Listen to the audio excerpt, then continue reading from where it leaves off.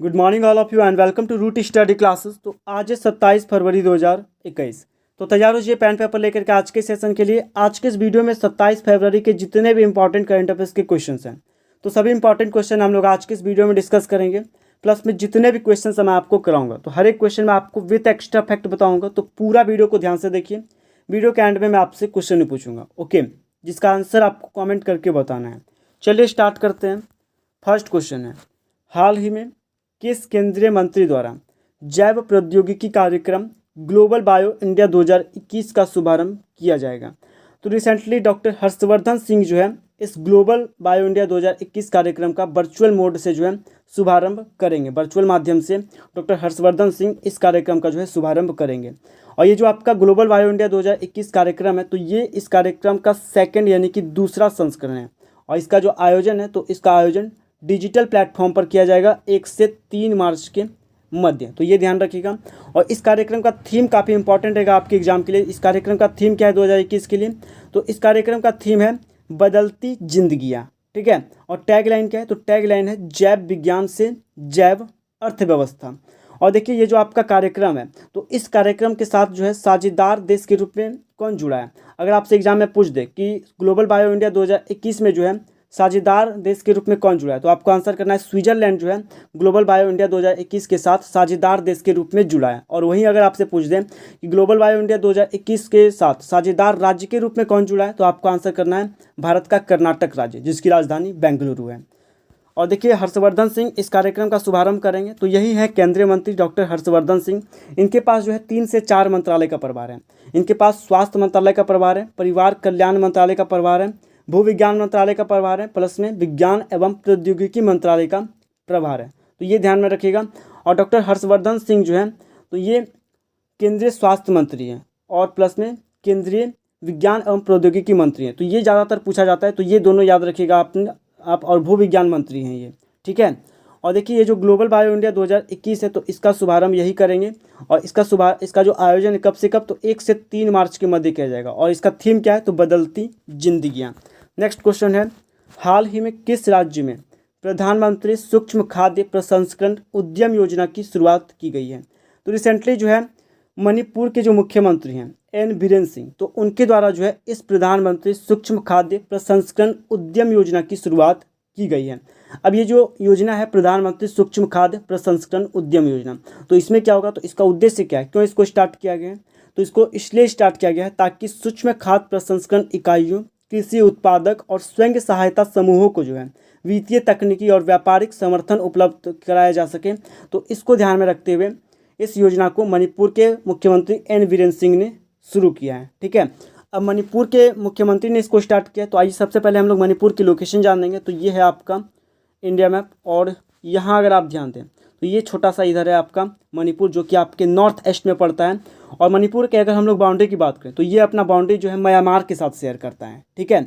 और मणिपुर इसको गठित कब किया था इस राज्य को? तो इसको गठित किया गया था 1972 में। अभी मुख्यमंत्री कौन है? एन बीरेन सिंह। और गवर्नर है नजमा हेपतुल्ला। नेक्स्ट क्वेश्चन की ओर बढ़ते हैं। तो नेक्स्ट क्वेश्चन है, हाल ही में राष्ट्रीय अनुसूचित जाति आयोग के अध्यक्ष का कार्यभार किसने संभाला है?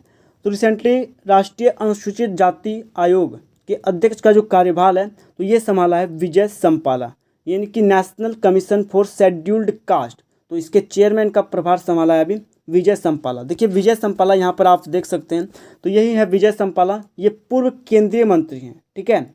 ये पूर्व केंद्रीय मंत्री हैं और इन्होंने अभी इस national commission for scheduled caste यानी कि राष्ट्रीय अनुसूचित जाति आयोग के अध्यक्ष का, चेयरमैन का कार्यभार अपने हाथ में ले लिया है। और देखिए यहाँ पर बात हुई है राष्ट्रीय अनुसूचित जाति आयोग, तो इसके बारे में थोड़ा सा जान लीजिए। तो ये इसको स्थापित कब किया गया था? तो 19 फरवरी 2004 में इस आयोग को, इस कमीशन को जो है स्थापित किया गया था।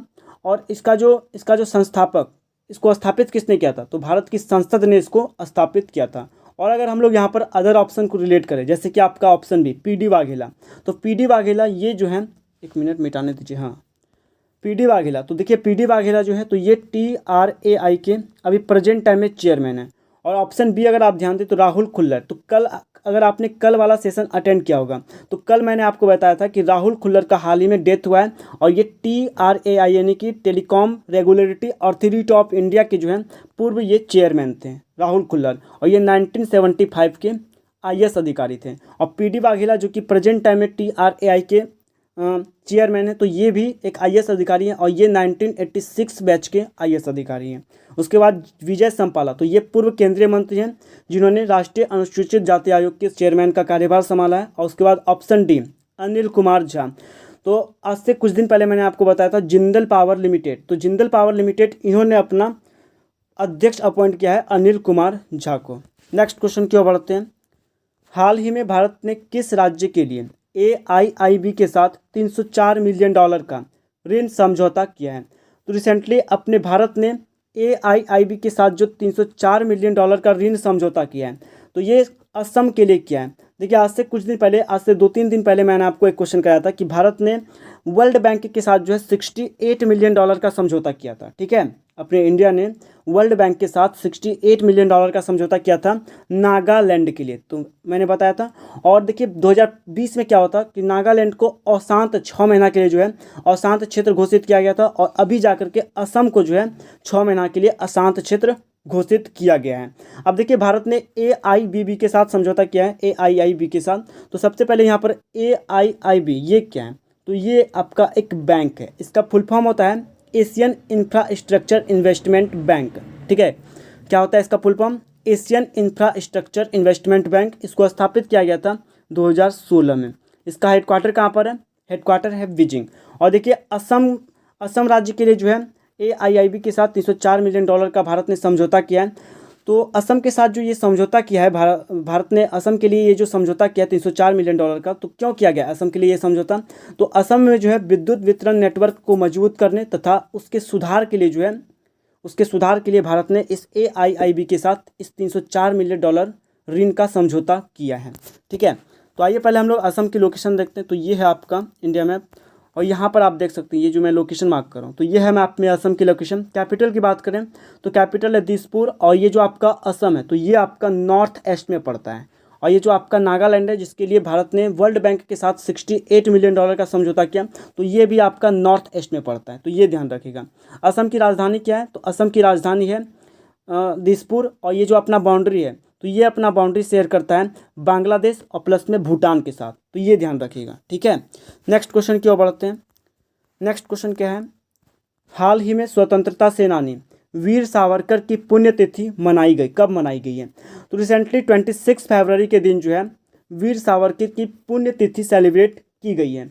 देखिए वीर सावरकर, इनका पूरा नाम याद रखिएगा, विनायक दामोदर सावरकर। इनका जन्म हुआ था 28 मई 1883 में, और इनका निधन कब हुआ? तो इनका निधन हुआ 26 फरवरी 1966 में। ठीक है, और ये जो वीर सावरकर हैं तो वीर सावरकर आपने अंडमान और निकोबार UT का नाम सुना होगा, यूनियन टेरिटरी अंडमान और निकोबार, जिसकी राजधानी पोर्ट ब्लेयर है। तो पोर्ट ब्लेयर में जो आपका इंटरनेशनल एयरपोर्ट है, ठीक है, पोर्ट ब्लेयर का जो इंटरनेशनल एयरपोर्ट है, तो उस पोर्ट ब्लेयर के हवाई अड्डा का जो नाम है तो इन्हीं के नाम पर रखा गया है। इनके सम्मान में जो है पोर्ट ब्लेयर के हवाई अड्डा का नाम वीर सावरकर अंतर्राष्ट्रीय हवाई अड्डा रखा गया है। तो ये इंपॉर्टेंट है आपके एग्जाम के लिए, तो इसको ध्यान रखिएगा। और यहाँ पर आप देख सकते हैं तो यही है वीर सावरकर, जिनकी 26 फरवरी को जो है पुण्यतिथि मनाई गई है। 26 फरवरी को इसलिए पुण्यतिथि मनाई जाती है क्योंकि 26 फरवरी 1966 के दिन जो है इनका निधन हुआ था। ओके, नेक्स्ट क्वेश्चन क्या है? हाल ही में किस देश की संसद ने news media and digital platform mandatory bargaining code में संशोधन को पारित कर दिया है? तो अभी जो है ऑस्ट्रेलिया की जो पार्लियामेंट है, तो ऑस्ट्रेलिया की पार्लियामेंट यानी कि ऑस्ट्रेलिया की संसद ने अभी news media and digital platform mandatory bargaining code में जो है संशोधन को पारित कर दिया है। देखिए ये जो संशोधन में पारित किया गया है news media and digital platform mandatory bargaining code के संशोधन में, तो ये संशोधन इसलिए किया गया है ताकि जो है इस संशोधन के करने के बाद जो है जितने भी डिजिटल क्षेत्र के बड़े पैमाने के जो कंपनी जैसे कि आपका गूगल हो गया, फेसबुक हो गया, तो इन गूगल और फेसबुक को जो है समाचार के लिए उचित भुगतान करना होगा, कुछ देना होगा, कुछ पैसा देना होगा इसके प्रति। अगर वो अपना न्यूज पब्लिश करना चाहते हैं ऑस्ट्रेलिया के अंदर, तो इसको जो है गूगल और फेसबुक को जो है कुछ रकम चुकाना होगा। ठीक है, तो ये ध्यान रखिए, कुछ उचित भुगतान करना होगा। और ऑस्ट्रेलिया के संसद ने ये संशोधन पारित कर दिया है। तो आइए हम लोग पहले ऑस्ट्रेलिया की लोकेशन जानते हैं। तो ये है आपका वर्ल्ड मैप, और सबसे यहाँ पर आप देख सकते हैं ये है आपका ऑस्ट्रेलिया। ऑस्ट्रेलिया की राजधानी की बात करें तो ऑस्ट्रेलिया की राजधानी है कैनबरा, और वहाँ की करेंसी है ऑस्ट्रेलियन डॉलर। ठीक है। प्रेसिडेंट कौन है? प्रेसिडेंट वहाँ नहीं होता है, प्रधानमंत्री। प्रधानमंत्री कौन है? तो स्कॉट मॉरिसन। नेक्स्ट क्वेश्चन क्यों बढ़ते हैं? तो नेक्स्ट क्वेश्चन है, हाल ही में मुफ्त में कोविड टीका प्राप्त करने वाला दुनिया का पहला देश कौन बना है?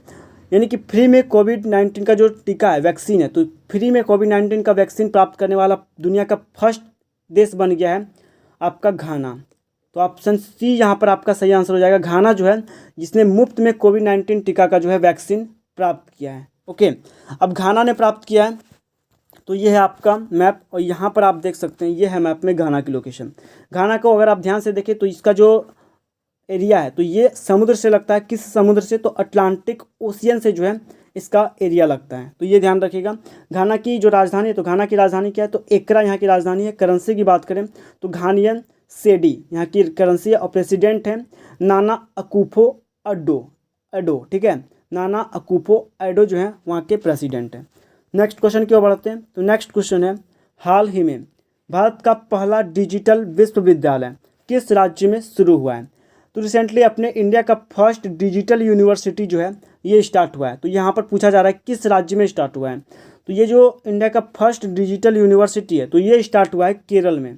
देखिए, केरल की राजधानी है तिरुवनंतपुरम। तो तिरुवनंतपुरम के मंगलापुरम में, ध्यान से रखिएगा, तिरुवनंतपुरम के मंगलापुरम में जो है इस डिजिटल यूनिवर्सिटी को शुरू किया गया है, जो कि भारत का फर्स्ट डिजिटल यूनिवर्सिटी है। देखिए, ये जो भारत का पहला डिजिटल यूनिवर्सिटी है तो इसका नाम क्या है? तो इसका नाम याद रखिएगा, केरल डिजिटल विज्ञान नवाचार और प्रौद्योगिकी विश्वविद्यालय। क्या नाम है इसका? तो केरल डिजिटल विज्ञान नवाचार और प्रौद्योगिकी विश्वविद्यालय इस भारत के डिजिटल विश्वविद्यालय का पूरा नाम है। और इसका उद्घाटन किसने किया है? तो इसका उद्घाटन किया है आरिफ मोहम्मद खान। और कुलाधिपति कौन है? तो कुलाधिपति हैं आरिफ मोहम्मद खान, जो कि केरल के राज्यपाल हैं, जो कि इस यूनिवर्सिटी के चांसलर हैं। ठीक है।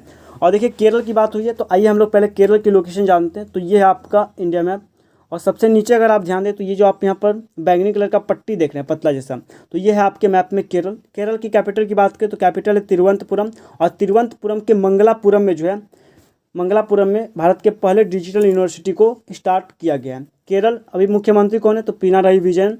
और गवर्नर कौन है? तो आरिफ मोहम्मद खान, जिन्होंने इस यूनिवर्सिटी का जो है उद्घाटन किया है। और आरिफ मोहम्मद खान इस यूनिवर्सिटी के कुलाधिपति यानी कि चांसलर हैं। तो ये ध्यान रखिएगा। नेक्स्ट क्वेश्चन की ओर बढ़ते हैं, हाल ही में किस राज्य के मुख्यमंत्री ने महिला कमांडो फोर्स और स्मार्ट चीता पुलिस का उद्घाटन किया है?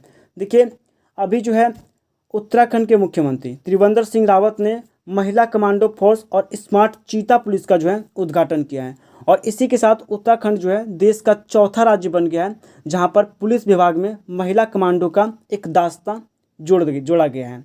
ठीक है। और देखिए, यहाँ पर उत्तराखंड की बात हुई है तो आइए हम लोग पहले उत्तराखंड की लोकेशन देखते हैं।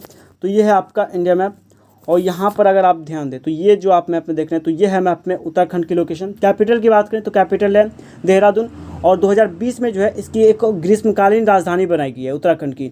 तो ग्रीष्मकालीन राजधानी किसको बनाया गया है? तो गैरसैंण को जो है उत्तराखंड का ग्रीष्मकालीन राजधानी बनाया गया। और इसकी अगर हम लोग बाउंड्री की बात करें तो देखिए, उत्तराखंड जो अपना बाउंड्री है 2 देश के साथ साझा करता है। तो ये अपना बाउंड्री, पहला तो चाइना, उसके बाद दूसरा नेपाल के साथ ये अपना बाउंड्री जो है साझा करता है। और भारत के 3 राज्यों के साथ जो है उत्तराखंड का बाउंड्री लगता है, 2 राज्यों के साथ, एक है आपका हिमाचल और एक है आपका उत्तर प्रदेश। तो ये ध्यान में रखिएगा। ठीक है। यहाँ के मुख्यमंत्री है त्रिवेंद्र सिंह रावत, और गवर्नर है बेबी रानी मौर्य। नेक्स्ट क्वेश्चन क्या है? तो नेक्स्ट क्वेश्चन है यहाँ पर, हाल ही में पाकिस्तान ने किस देश को $50 मिलियन का ऋण दिया है?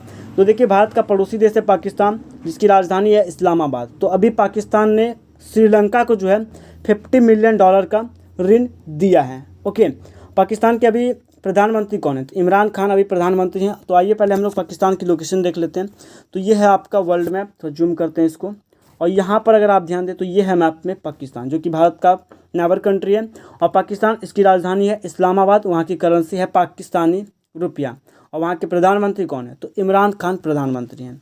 नेक्स्ट क्वेश्चन की ओर बढ़ते हैं। तो नेक्स्ट क्वेश्चन, कल जो आपसे क्वेश्चन पूछा गया था तो उसका ये आंसर है, हाल ही में ये हाल ही में नहीं है। जिंदल पावर लिमिटेड, जिसको शॉर्ट में JPL बोलते हैं, तो जिंदल पावर लिमिटेड ने अपना चेयरमैन किसे अपॉइंट किया है?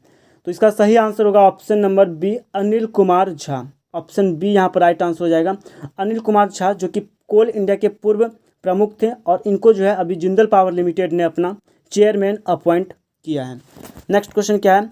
Question of the day. तो इसका आंसर आपको कमेंट करके बताना है। हाल ही में वैज्ञानिकों द्वारा अल्पाइन पौधे की नई प्रजाति की खोज किस राज्य में की गई है?